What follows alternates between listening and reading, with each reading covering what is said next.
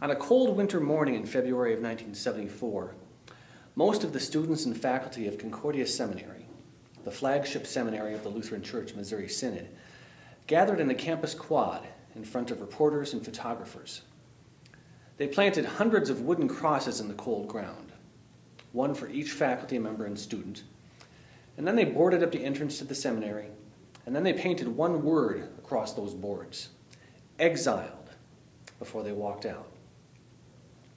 They left the campus and they started their own seminary, called Seminex, soon founding their own synod, dividing the one they left, and changing the face of American Lutheranism.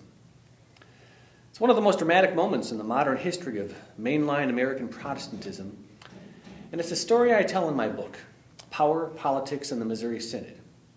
It explains how we got there.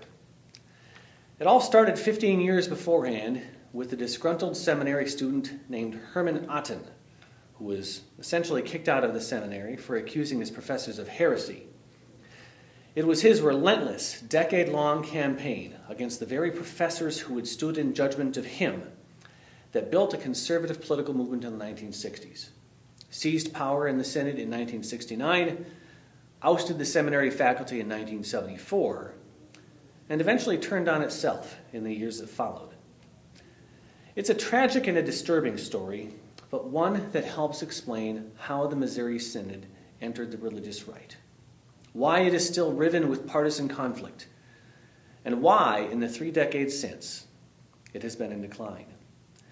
It's because of a movement, I argue, that was motivated by more than just theology.